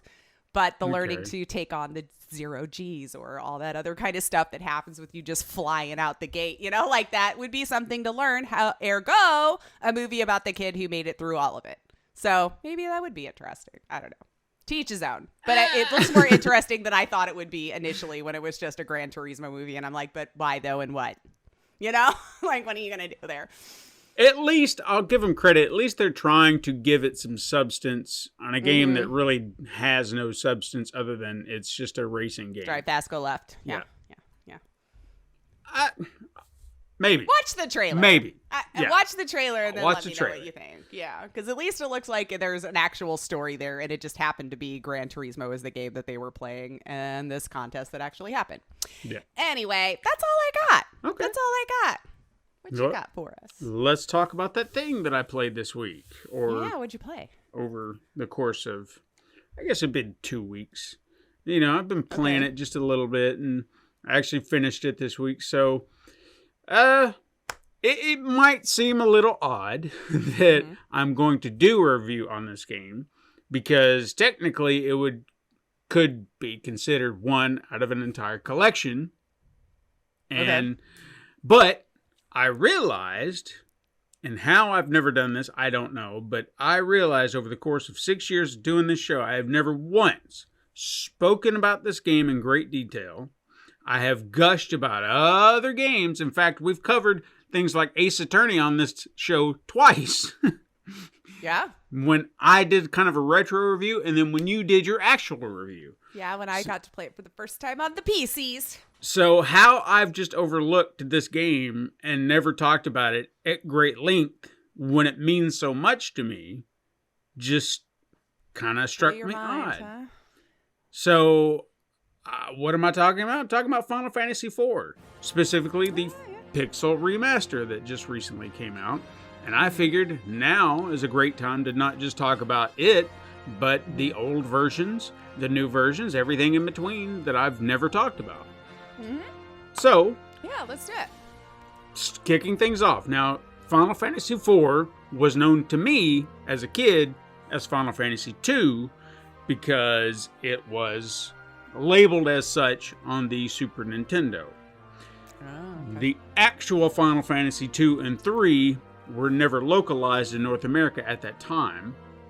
So this was kind of like a Super Mario Bros. 2 situation where there was Super Mario Bros. 2 in Japan and there was Super Mario Bros. 2 in America. Yeah. So it was Final Fantasy 2 in Japan, Final Fantasy 2 in America, two completely different games. So interesting. Yeah. Now, I would venture a guess that difficulty played a factor in them not releasing 2 and 3 stateside, because it was not for a lack of interest, because the original Final Fantasy game that came out on the NES sold 100,000 more copies in North America than it did in Japan. What? So interesting. Yeah. So there was interest. Yeah. Now, even in saying that, it has actually been noted, and I didn't know this, but Final Fantasy IV's difficulty level was reduced when they put it on the Super Nintendo in North America. So I guess Square Enix believed that the learning curve for the new battle system could be difficult for new players, and seeing how the other games were never released stateside, and I don't even feel like that's a fair assessment either, because I know that Part 3 uses a class system, which I never liked those specifically. You know what I mean? Oh, yeah. Because I feel like your characters never have a personality all their own. So if you wanted to make them a knight, you can make them a knight. If you want to make them a mage, But it doesn't change enough. Like, they feel like empty shells of characters. You know what I mean? And maybe that's just my experience with Part 3. Yeah, it's not to say... Are you making your own character, or are you choosing one? No, you have characters that are with you, but they are not dedicated to one class. So if you had one that started off as a mage and like, I don't want him to be a mage anymore, I want him to be a knight, then you could change it and then just restart. And even in doing so, now granted, again, keep in mind, I'm talking about my experience with Final Fantasy III from what I can remember. So Sure. This could change upon another game. This is just what I remember from that game. There was a story, there were characters, but everyone swapped jobs or what have you. You could do that as you know at will. And to my understanding, say you built up one job, then you swap and start a new job. You go from, say, if you were at level 50, you start a new job, you go right back to level 1. It's like starting from scratch. So Okay. you have to figure out what you want to do with that job. And, it's fine for what it is. I can understand the strategy of having a job system. But I prefer my characters to know who they are. I know who they are. And I get to know them as that person, as that character. That's just me. That's the one I grew up with, right? Right. So anyway, sometimes, I feel like in regards to the difficulty level, I feel like they should give us the benefit of the doubt. Let us figure it out. Because I'll admit this, when I first heard of Monster Hunter 3, never heard of the series, didn't know anything about it, and even the review that I read was saying it's a different type of game. It's unique in the way its play style. You don't think of it like a hack and slash in a traditional sense. There's strategy involved. Mm-hmm. And there was something about that just sounded appealing. I was like, okay, so I have to really think about how I approach the monsters. It's not going through and just beating up whatever. I'm focused on one. That is my goal. Got it. I didn't do well in Monster Hunter 3 at first. I think I was playing it on the Wii. I think this was a Wii game. And the gameplay mechanics were foreign to me, no pun intended. Uh-huh. It was just different from every other game that I played. And they were like, no, you have to strategize. You have to think about your focus. That's why they give you a full hour to kill one monster. Take your time, figure it out, and you'll figure it out. You'll do it. I kept going on and on and on. I would fight a Baroth, which is considered, for me now, one of the easiest monsters to take down, would continually kick my ass so hard in that game, and I was like, I don't know what I'm doing wrong. Yeah. And then I had to take a step back, take a breath, and say, all right, what am I missing in this game? What am I not doing right? And then I realized what my strategy was, or where I was going wrong with my strategy. And once I figured that out, I kicked its ass. And then I barreled through the rest, and I got good. Now, I consider myself a pro. If you are a newbie to Monster Hunter, I will gladly show you the ropes. I will come in, I'll step back, let you do your thing, but I will also not leave you hanging either. Yeah. So, and that's another topic. But I know we gave it a go. Yeah. We gave it a go. now, anyway, Final Fantasy IV Pixel Remaster looks like a proper recreation of the title, albeit with some modern refinements and HD flair, like the torches in the castle and the light glistening off the water, even some kind of like moving waves. It's just minor refinements. Yeah, but they just, I don't know, they add a little something. You're like, oh, it's kind of neat. The characters themselves look like proper recreations, but with a higher visual quality. Like the sprites looked visibly larger to me, and maybe this is because I have not played this game in so long, and I just remember playing it on a little TV, or maybe even a decent sized TV. Well, not a it big. could be just because it's clearer too. Because I always think when I put my glasses on that everything looks larger. Where I'm like, oh. I get to the top of the stairs and I'm like scared. But it caught me off guard because it was like, oh, wow, everything's just like in my face big. And I was like, okay, I don't remember it being that big. But again, yeah, you have probably got a tiny ass TV and we're not. and exactly. And we didn't know any different. Exactly that. Perhaps it's just perspective. I don't remember it looking that big. But again, I don't know. It's different. Yeah. So I adjusted to the visual over time. Like it was an adjustment I had to make because it caught me off guard. The first thing that immediately caught my attention was the new score arrangement. Now, I'm a huge fan of Final Fantasy music.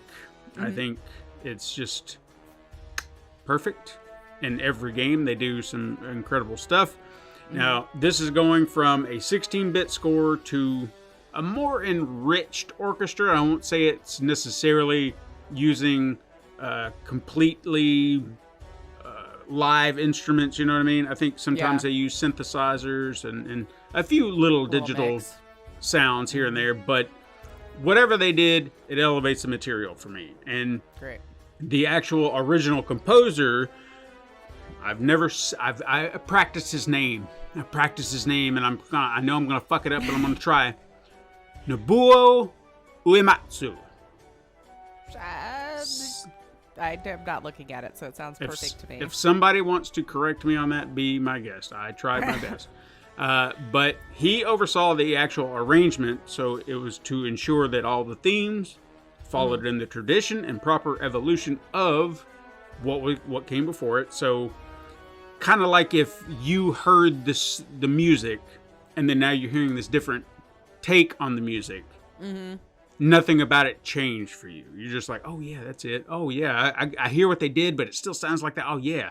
And it does. It feels like a natural progression. Now, I would say he succeeded in that regard, but even in saying that, for me, the original score as it was fantastic in its original form. And I honestly feel like that's a testament to Uematsu's talent as a composer, that both are so good as is, and there were some original tracks that I actually preferred over the newer arrangement. Like I would listen to it and I'm like, I kind of like the original better, but this is good. It's just, I don't know, there's something about that original just hits better for me.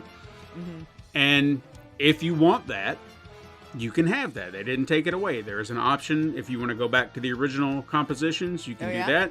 If you want to stick to that, I stuck to the new arrangements for this experience. You want to hear it, right? Yeah, because I wanted to. I didn't want to miss any arrangements that may, like in a different setting or anything like that. I wanted to make sure I heard every single one.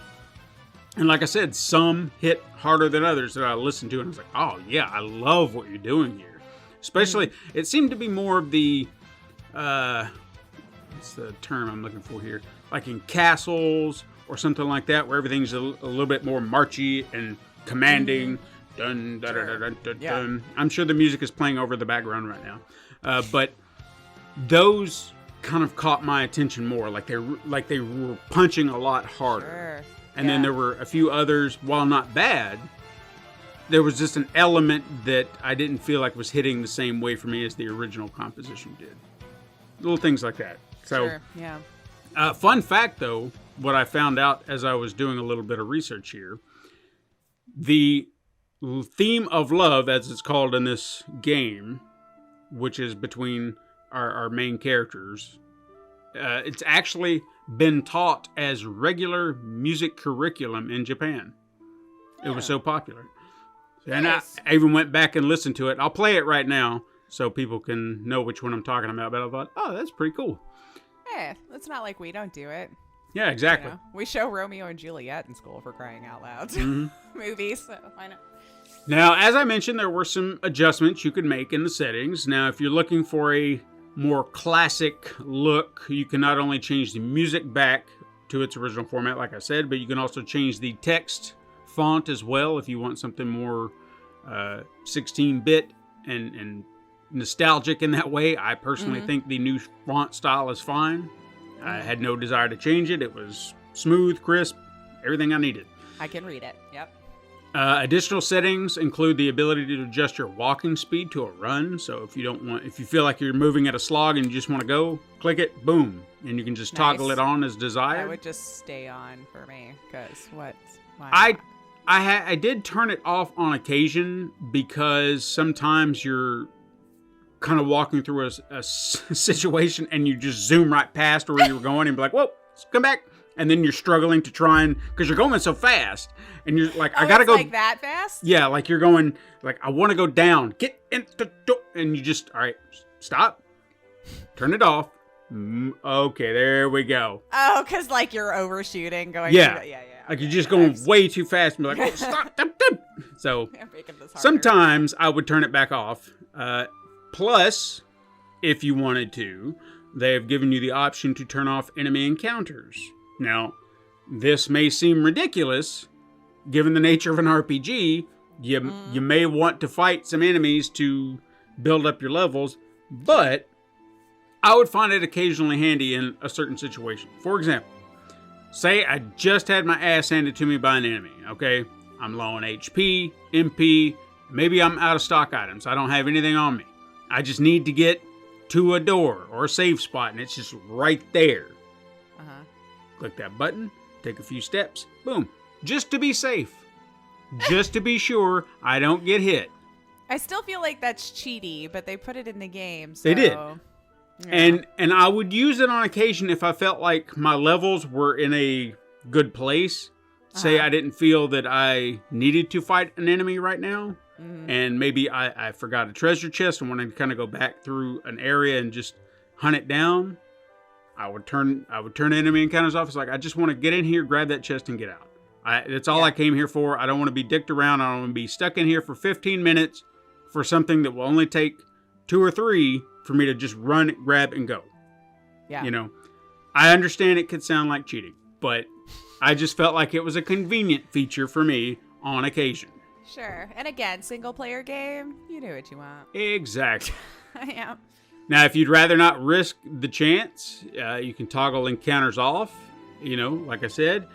And like you said, people could say you're cheating, but you play your games in your house the way you want, and that is that. That is that. Anybody who wants to get pissy about that, let me explain something else that'll probably piss off true gamers. Yeah. Is the ability to adjust how much gil and experience you can earn with each encounter. Now, seeing as how now that's weird to me. Seeing as how I have played this game multiple times on multiple formats, I chose to increase the amount of experience and gil I earn to the highest allowable level. I can turn it down. I can turn it off. I can even decrease it. I'm almost positive that was an option too, if you wanted to make it even harder for yourself. That's however you want to play.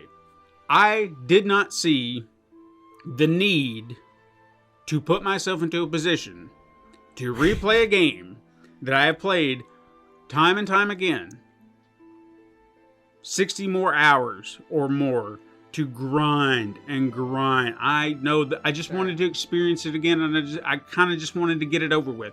I wanted to see the new stuff. Yeah, I just wanted to get through it as quickly and simply as I could. Not that I didn't want to be there. It was like I just want to experience as just a jolt. You know, I don't want to be stuck in it, because I did get stuck in it.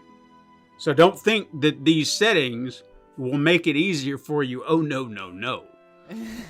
Because I'm aware that the game's narrative and gameplay are probably not as enriched as I thought, because I remember taking these long stretches in this game. But again, I didn't realize it was because of all the grinding I did.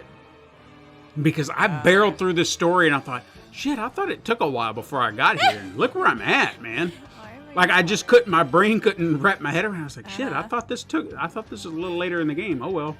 But do not think that by increasing your gil amount or experience amount will make the game easier, because it will early on. Okay? You'll barrel through some early enemies pretty quick because you're tougher than them. Boom, done. Easy. But the game's going to catch up. Yeah. And those difficult enemies are not going to play. I died so many times thinking, I got this. And they're like, fuck you. You think you're tough enough? No. Yeah. And I would get these one-hit kills. Or something would just throw something at me to where it's like, I don't know what's happening. Or they would throw some spell at me. And it caught me off guard. And I thought, well, did okay. they get harder too? No, I think it was just I was not prepared for the difficult aspect of that enemy at the time. Okay. Because I went in cocky and I wasn't expecting what they were throwing at me. Sure. And I thought, okay, I have to refocus how I'm doing this. One in particular. Pay attention again. Yeah. Like there was, this is, now granted, keep this in mind too, this is toward the last stretch of the game, or at least kind of getting to the last stretch of the game. There's a section in the game where you have to climb the giant of Babel, and within it, the main enemy is like this computer. And it's like this big computer orb, and it's got these two little orbs. And now the two little orbs you can hit them real quick, get them out of the picture, and then you only have to focus on the big main one. But what the little ones do is they heal the big one. But when they're gone, that's kind of when you have your opportunity to try and focus on the big one. Because when it respawns them, they go back to healing that thing. But it also has, the big one has this special move that can practically knock any of my characters out like that. Without hesitation. So I'm sitting here trying not only to keep the little ones gone, but attack the big one while trying to survive. And then, because the moment he revives them, we're talking 3,000 hit points they will revive back on that thing. And if I'm not keeping up with that, it's just an endless cycle of I'm just repeat, and I'm right back to square one. So it was, no matter what your levels are, keep that in mind. You will still struggle. You will still have a fight on your hands. Don't get complacent. This is not a cheat like invincibility. This is just to help you build your levels up. Okay. You still have to have skill. Okay? No amount of weaponry or items you buy, it's not going to replace the amount of skill you actually have to have in a situation. You make one mistake with these bigger enemies and you will fall. So call it cheating. I didn't. I just considered it getting me to a point faster. Now, is this a feature that only came in with this remake? Yes. With the pixel? Okay. Yeah. Now, again, you don't have to use it. You can turn it off. That is up to you. But like I said, enemies don't give a shit what level you are. Right. So you have to work at it. Mob gonna mob. Now, as I say all that, I want to bring up that I kind of wanted to touch on the first time I actually played this game, because I thought this was a fun story, and a fun story I could share. Now, sometime after this game's release, my brother and I think, were spending a week at my aunt's house, and one of our cousins had rented it, or bought it, I can't remember, and it was Final Fantasy II for the Super NES. Now, we were kind of aware of the series, like I'd seen maybe like the first game at the video store, but it never was something calling out to me like, oh man, I gotta play this. We may have played it at some point at a friend's house or something, but I don't ever remember like a moment actually spending a large chunk of time playing the original game. But this version, or Super Final Fantasy 2, 4 / whatever fuck you want to call it, on the Super Nintendo, it caught our attention because there was a rich story on display. And most video games at the time, you didn't have like a deep story. And with this game, if you're unfamiliar, for the uninitiated, because you might be, this story revolves around a dark knight named Cecil, or Cecil, depending on how you want to say it. I say Cecil. He is the captain of the Red Wings, which is an air fleet, or an airship fleet, loyal to the kingdom of Baron. However, his loyalty becomes a little shaky after the king orders the fleet to steal a water crystal from the town of Mysidia by any means necessary. And that meant killing a lot of the people. And after doing so, the fleet felt regret. And all of them were just like, did we have to do this? Did we want to do this? You could see that they were distressed about it and questioning what's going on. Which leads to Cecil to question the king and what his goals are, but that gets him dismissed from his post. So then Cecil is sent on a mission with his friend Kane to deliver a package to the nearby village of Mist, as kind of like a, well, this is what I'm going to make you do, since you can't be trusted to lead our beloved Red Wings. But all that does is turns out to be a trap. as this package turns out to be a bomb that explodes and burns the entire village down. Meanwhile, Cecil and Kane, as they approach the village and as it started to burn, they find a little girl crying over the corpse of her mother, freaking out, saying that her mother's dragon had died. Only to come to find out that before you got to the village, there was a dragon blocking your way, and you killed it. So you killed her mom. Yep. And as soon as she finds out about that, she goes into a panic, and she summons this Titan, which causes an earthquake and shatters the entire village and causes an avalanche. And now Cecil is separated from Kane, but he also has the girl whose name is Rydia on his side. He takes her to a nearby village, promises to protect her and make amends because that was not their intention. Didn't mean to kill her mom. He feels regret. And the story, essentially from that point on, becomes Cecil trying to uncover the truth about what's going on, why is the king after the crystals, and how he's going to stop it. Because this is just a mere fraction about how deep this story goes. That's like the opening hour, maybe.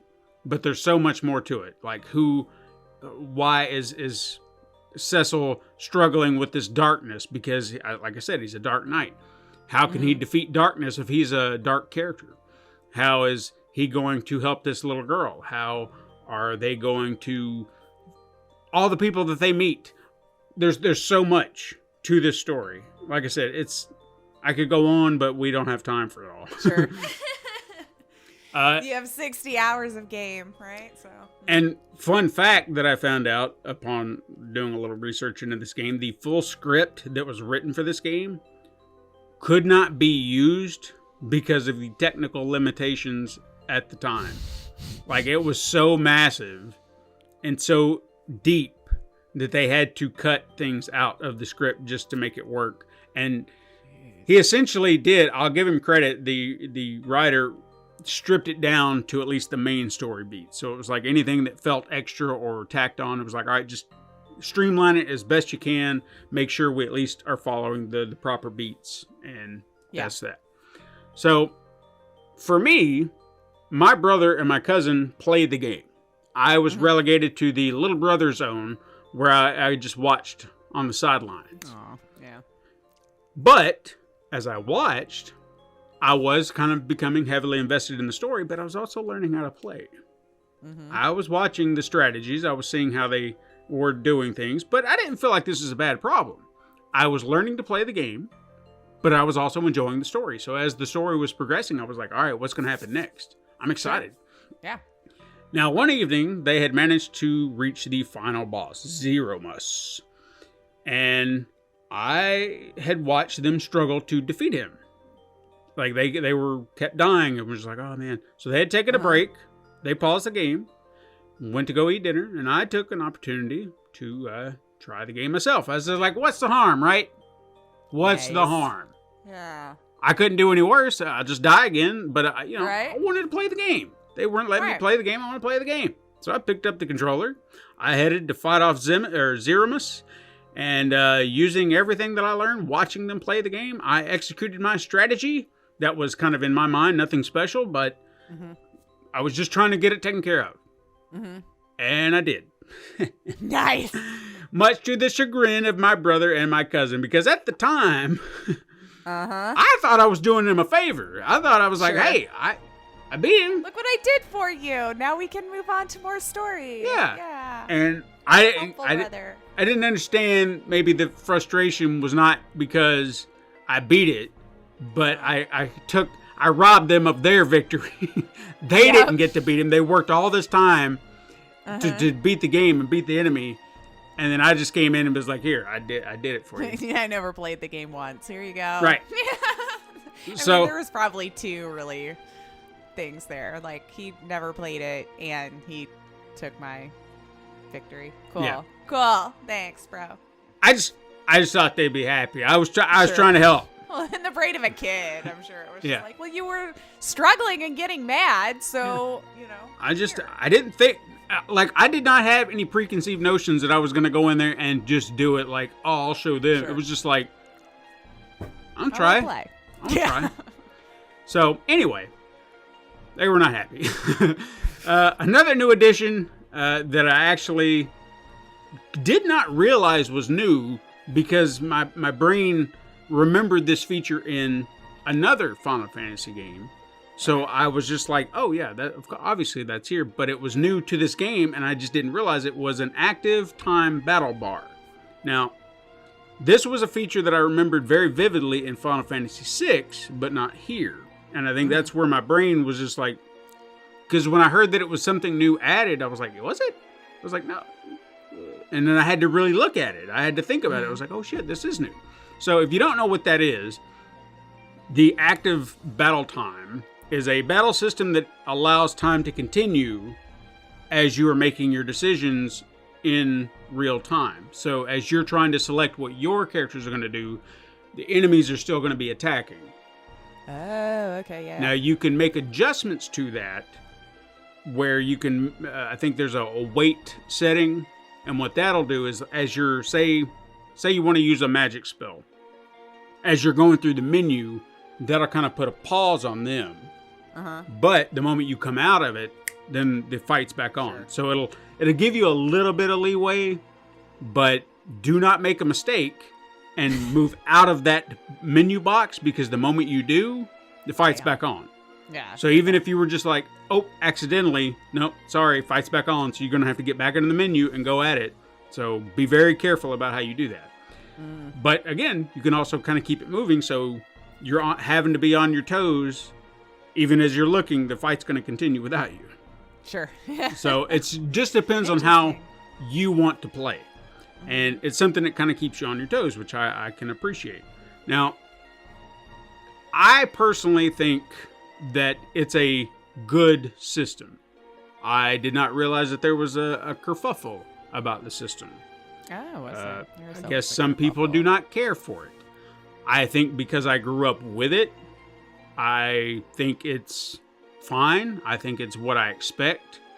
If someone can maybe explain to me what is a better system, I would love to hear it, because for me, this is what RPGs are. You know, in this regard, having this active battle time and you just keep going. This turn for turn crap, it's not for me. I do want a little bit of intensity where I'm like, I gotta move. I gotta keep on my toes.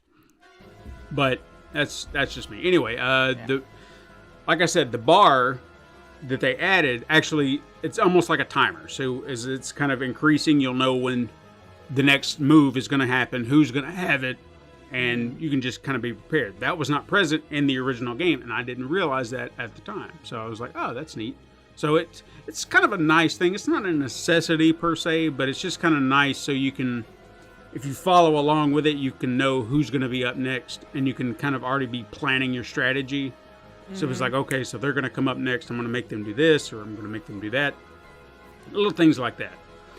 And another thing that they added in, which I feel like is nice, especially in situations where maybe strategy isn't necessarily needed. Maybe you're just finding random enemies and you just want to go attack. Yeah. There's an auto battle button. So it's essentially square.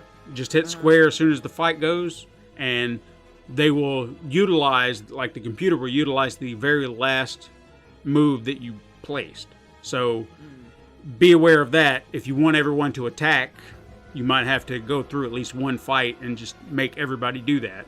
Because say if in the last fight two people attacked, somebody used a magic cure, and then someone did a summon, that's what they're going to do again. So if you want to... surprised it would just be a generic attack. Yeah, you'd think so, but I think that also, it came in handy at times. Like if I knew I was going to be coming up across a bigger enemy and I wanted to just utilize maybe a summon again or something like that, and I don't want to have to go through the menu, it was nice just to kind of turn that on and let it happen. Now, even in saying that, there would be times where I had to turn it off because something had happened within the battle. And I would be like, okay, well, I don't need them to do this. I need someone to heal someone, or I need them to protect someone, or shift dynamics, shift my strategy in the moment. So does it only fast forward one turn then? no, you can keep it on the entire fight. Oh, okay. So as long as it's on, like, adjusting. Yeah, just on and off as needed. So anyway, it's a nice little feature that I highly enjoyed. Now, while I have spoken highly about this game, there are some things I really wish Square Enix would have done for this game. With a game like Live Alive, which David has spoken to me about and recommended, and I am personally excited to try it. Okay. Yep. Also comes from Square Enix. It got a remake that not only retained a pixelated art style, but they enhanced the visuals so much that it just looks like a completely different game, but in the best possible way. And they added voice acting. Oh, yeah. It just seems like they did the bare minimum with these pixel remasters when you compare it to something like that. When you look at the work put in, because I did a side-by-side. I had never seen the original Live Alive from the SNES days. Yeah. Wow, the things that they changed. It's like, holy shit.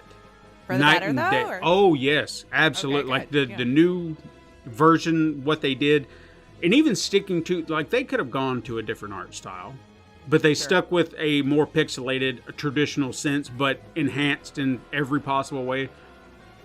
It's, I mean, you think about if they had done that with this, my mind would have just exploded because, holy shit, it's... I mean, they can. They can. We've Why seen they the didn't? Final Fantasy remakes. That, Yeah. So I guess that's my big question. Why not do it like that?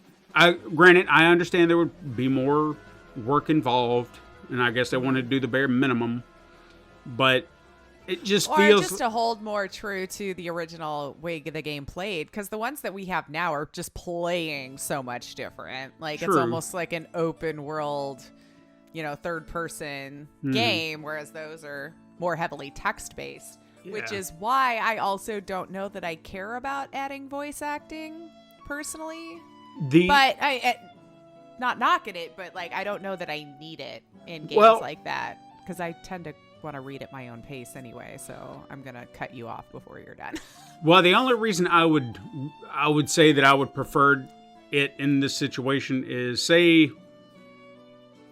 Katrina normally watches me play some of these games, and without text or without voice acting, without these things to kind of engage that portion, as you said. For me, I'm reading through it. I could read through it as fast and keep up with everything, no problem. But trying to keep her engaged in the story, because I've told her, oh man, this story and this is so great. But I'm practically having to just reiterate like a Cliff's Notes version of it as it's progressing. So she's not getting the full context of everything. And I feel like voice acting... for that reason, I got you that. For that reason, would have been nice. But beyond that, I mean, I could do without it, but it would have been nice. But anyway, like I said, just from a visual standpoint, when you compare the two, it just feels like the pixel remasters are lesser in comparison. When you see the work done with this one, and then what they did here. Now, granted, what they've done, it's faithful. With a few minor adjustments, it's fine if that's what you want. And I'm okay with that. But the little extra effort wouldn't have been so bad. And previous ports and remakes, they did various changes. I know that there was the DS version of this particular game I bought because it was like they did CG rendered cutscenes, they did 3D model cutscenes with voiceover, all these little things. If it's a matter of cost, I get it. But I would have gladly paid the extra $15, $20 maybe for a presentation more like Live Alive. That's all I'm saying. All in all, though, as a fan of this game, it was wonderful to come back and revisit it once more with the various enhancements, thrown in for good measure. It was not a necessity. I would have played it as is if that's what they did, because I've been wanting to play it again and I got to. And playing this got me even more excited to play Final Fantasy VI, because I was just like, I can't wait, because I see everything they've done here. What more can they do over there? Because visually, it's a different game. Mm-hmm. So, if this type of RPG is your cup of tea, I can easily recommend this game for anyone who has never played it. You will enjoy the gameplay, and you will enjoy the story. If you're new to the genre, I think I could still recommend this as a great entry point because it's not overly complicated RPG. It's kind of simplistic in what you can do, but still has a little bit of detail that it doesn't feel too simplistic. You know, like you have to... Strategy still has to be involved, and Like, for example, here's a great bit that I honestly had not done when I was a kid because I didn't know any better, but there's an optimal setting when you're doing equipment. So you just hit optimal, and then whatever you have in your inventory, if that's what's best for that character, they will automatically equip it. But sometimes it's not as optimal as it might seem. I don't know where this algorithm thinks that it is, but for two of my characters, Rydia and Rosa, they are your mages. Like, they don't seem to have a lot of hit points. They seem a little weaker, like their armor and cloth is usually a little more squishy. Yeah, little things like that. So I always keep them in the back row so they don't get hit as bad. But it's always a matter of, well, I don't want to always use magic with them. So, but their weapons are always piss poor. They're in the back row, so that already drops their attack power less. But if you get a bow and arrow, that's more efficient. But the Don't you have a tanky guy? Yeah, oh yeah, you do. But I mean, this kind of helps balance everyone out, or at least I felt like it did. And the optimal setting, for whatever reason, will never equip them with a bow and arrow, so you have to do it manually. And when you do, have to make sure that you have, I think it's the arrow in your, because you'll have a favored hand. So your arrow's in your favored hand, bow is in the other hand, and that will always, and I found that out, you will always have maximum attack power.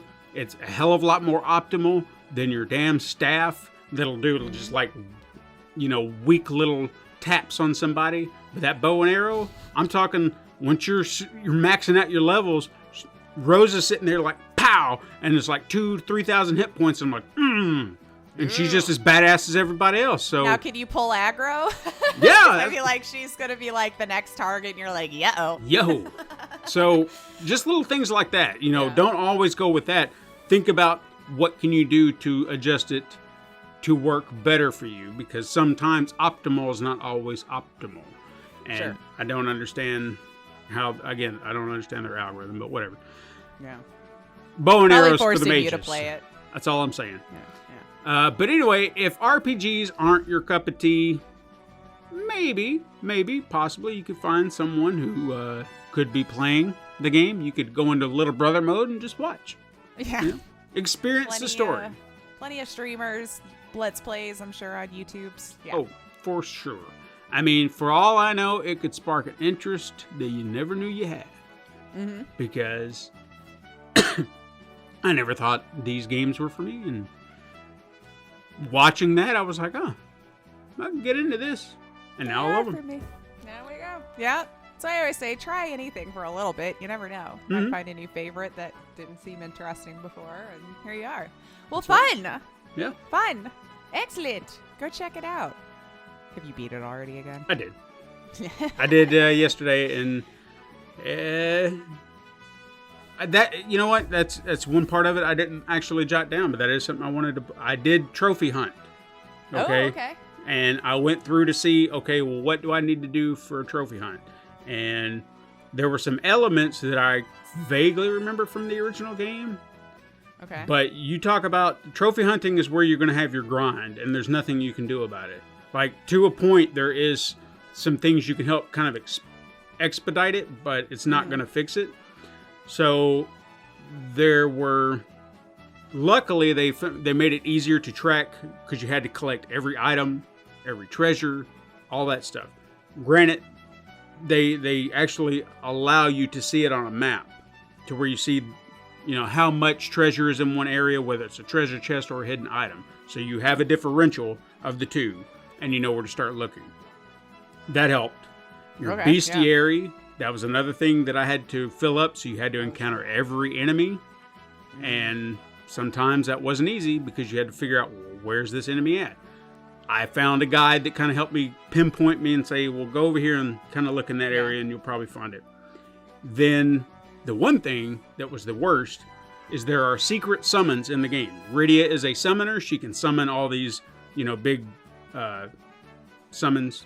Esper, well, I don't remember what they call them in this game. Anyway, it doesn't matter. Some she already has, some she will learn over time, and then there are others that you have to earn. So you'll have to fight someone, and then you'll earn that. But then there are super secret summons that are rare drops with certain enemies. And when I mean rare, I mean, who knows? You could be fighting the same enemy 100 times over and still not get it. Ew. So, this is where it got somewhat easier, is there is an item you can purchase, which was not purchasable in previous games from what I remember, but it's called a siren. You go to a certain area, you activate the siren, enemy automatically attacks you. Now, there were certain sections where when you use the siren, only that enemy would come and fight. So you could pretty much do a cycle of siren, fight, attack, and then you're just always fighting that enemy, and then eventually the chances will be in your favor and you'll get it. Yeah, I spent a lot of time doing this. Only one. It took 3 fights and I immediately got what I needed. So I was so grateful for that. Oh, yeah. Because it didn't take forever. But there was one enemy I had to hunt down. I could not summon with the siren. You just had to circle.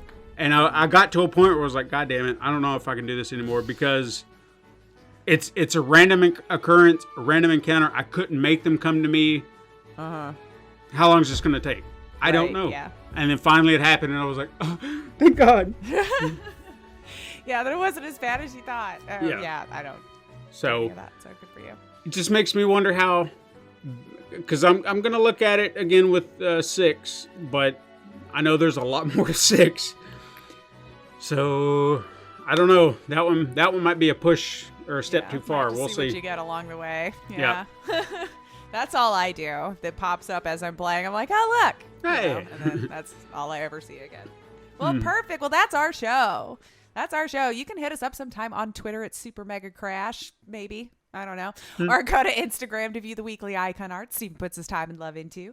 And you can also send an email to supermegacrash@gmail.com and support the show by liking and leaving reviews on your preferred podcast app and even going to patreon.com/Pencil and Paper Productions.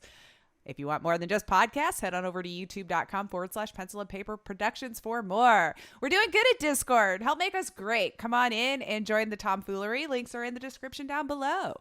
Thank you so much for listening. I am Lacey Finley. And I'm Stephen White. And join us again next time, Super Mega Crash siblings. But until then, game on.